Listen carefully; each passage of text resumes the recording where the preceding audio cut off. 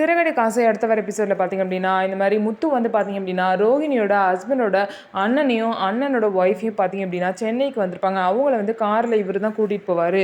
அப்போ பார்த்திங்க அப்படின்னா இவங்க கோயிலுக்கு போகணுன்னு சொல்லிட்டு யதார்த்தமாக போகும்போது முத்து வந்து பார்த்திங்க அப்படின்னா கோயிலுக்கு கூட்டிகிட்டு போவார். கோயிலுக்கு கூட்டிகிட்டு போகிறப்ப பார்த்தீங்கன்னா இவங்க வந்து கோவிலில் கிறிஷ் பாட்டியும் மீட் பண்ணி பேசுகிறத முத்து பார்த்துருவாங்க.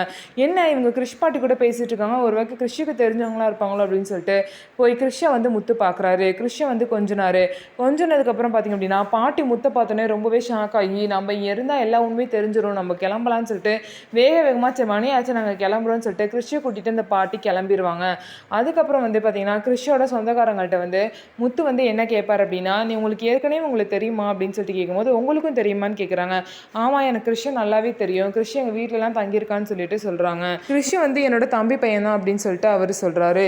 ஓ ரொம்ப நல்லது அப்படின்னு சொல்லிட்டு அதுக்கப்புறம் முத்து வந்து எதுவுமே கேட்கல. சரி நீங்கள் எல்லாம் சேரணும்னு சொல்லிட்டு சாமிக்கிட்ட வேண்டிக்கோங்கன்னு சொல்லிட்டு அதோட முடிச்சிடுறாங்க. ஸோ கூடிய சீக்கிரம் பார்த்தீங்க அப்படின்னா ரோஹிணி வந்து பார்த்தீங்கன்னா மீனாவோட கையில் தான் மாட்ட போகிறாங்க. அவங்க பார்த்தீங்கன்னா அவங்க அப்பாவுக்கு தேவசம் பண்ணும்போது மீனா யதார்த்தமாக அந்த சைடு வரும்போது பார்த்துடுறாங்க. ஸோ இது வந்து உண்மையாக இருக்குமா, ரோஹிணி உண்மையிலேயே மீனா கிட்ட மாட்டிக்கிட்டாங்களான்னு சொல்லிட்டு வெயிட் பண்ணி பார்க்கலாம். நம்ம வீடியோ உங்களுக்கு பிடிச்சிருந்தா நம்ம வீடியோவை லைக் பண்ணிக்கோங்க, மறக்காமல் நம்மளோட சேனலை சப்ஸ்கிரைப் பண்ணிவிட்டு பாருங்கள்.